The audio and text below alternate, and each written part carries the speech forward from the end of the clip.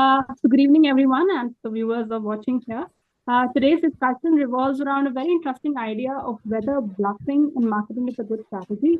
Today, we have with us is Mr. Sharma. He's currently working in brand management at Reliance Consumer Products. He's not only that, he's also the alumnus of our batch, 2024 batch.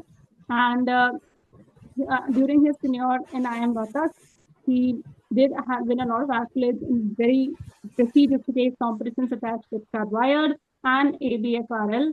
Not only this, he was also the member of the Entrepreneurship Innovation Council.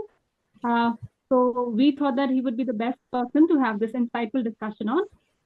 So your experience in the beverages industry for now, what kind of problems that you are coming with this claim? Because obviously you have to build a marketing campaign which is effective. Yeah, So if in case you say that Campa Cola is healthy also, would you be willing to do that? no, so I'll tell you.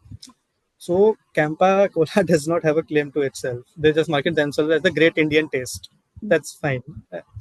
So, I'll tell you. So, so the Campa, sure, that there's so much buzz around. When we were launching that, so we had to put a claim. If it's the purity, so there are in water is a very complex industry. So, there are a number of claims. The purity part, if it's pure, it's naturally sourced, or it's added minerals, natural minerals, whatever. There are like hundreds of things.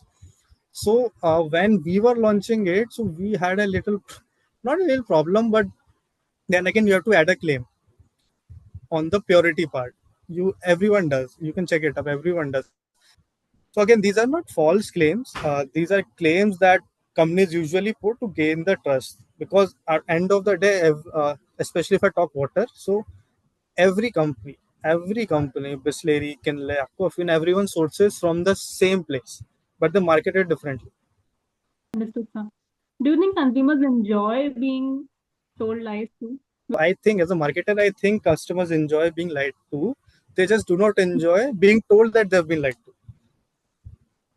It's very how do I put it? It's a very gray and cliched space, honestly. So there was this very famous quote that I read that companies like ourselves, companies think that consumers don't know anything, and consumers think they know everything. So, and the whole space is between this only. You have to just identify a problem, make a product, and then you have to market it like this product is for the problem. This product is a solution to the problem. It may or may not be, but consumers tend to believe. That's it. So I'll tell you again. I'll give you an examples. So 2 minutes, Maggie. Yeah, yeah, Maggie in yeah. 2 minutes. Yeah, it was a pretty successful campaign and like iconic campaign. So what they did, Maggie targeted their customers, not consumers. So consumers again are your kids, but customers are their moms. So they marketed it that way that for a very quick snack in 2 minutes you can just make it. Although you cannot make it in 2 minutes, that is very clear. But you market it such that consumers believe or the customers believe that it is solving their problem. So back in the day, they first marketed the problem. Like mothers nowadays are balancing two things at once, household work as well as if they're working women, they're managing the work as well. And in between, it is not possible for them to cook a savory meal all the time because it takes time. So they curated a problem which I suppose wasn't there at that time. They curated a problem, marketed a problem, then proposed a solution to it. So if you don't have much time to cook a savory meal, then let's just cook Maggie, which is equally good in taste but takes just 2 minutes to make. That even though they like being lied to, they want their problem to be solved in some or the other Yes, way. So definitely. let's so I think we all know about the increasing healthy options, healthy soda drinks. I think it's very popular in foreign at this point, right? So what would you do as a decision maker if I say that, okay, take this element of this healthy soda drink and introduce into Campa? So suppose even if you can back it up by data for even for a 1 month campaign, would you go for it? And if you're going for it, what things are you considering?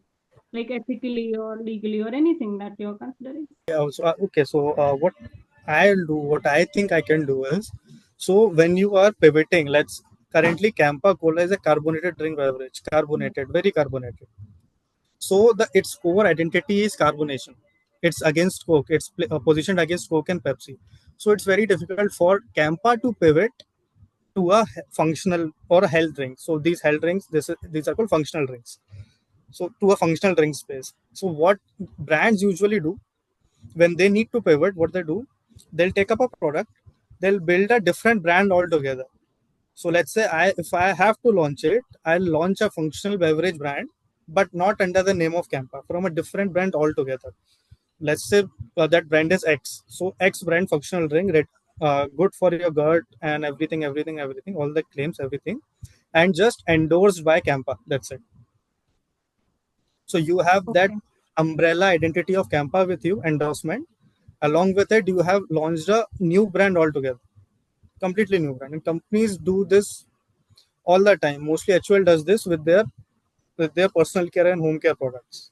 But then in the case of Maggie, like you said that when the lead problem arose, that time people became very conscious.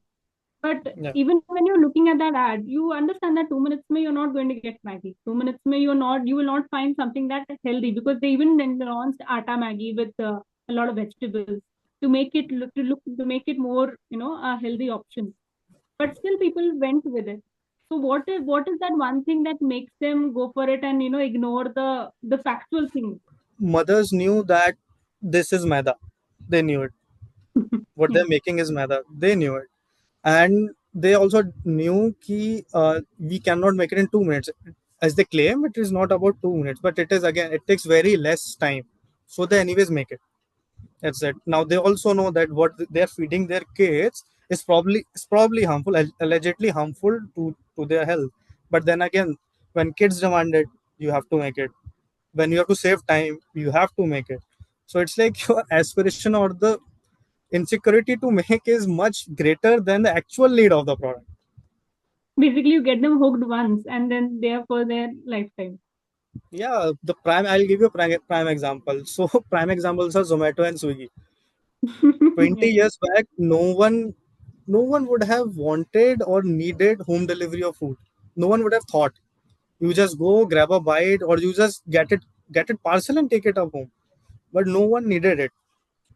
But once you introduce the problem, or propose the solution that we will deliver your food, so you took the convenience, you targeted convenience of the consumer. It's like you'll have the same food, but you don't get need to go out and buy it.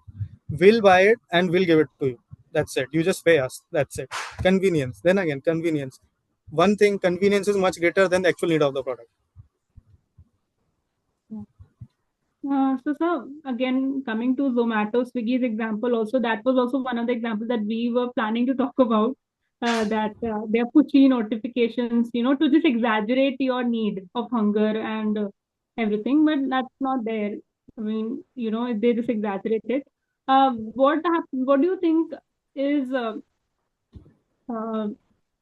few good examples of brands that have successfully used this entire bluffing, apart from, again, Patanjali has been discussed. Any more brands that, or any specific tactic that they've used very successfully that till now they have not been exposed, and you think that they're actually bluffing? Hmm, I think there was this company. What do you call it?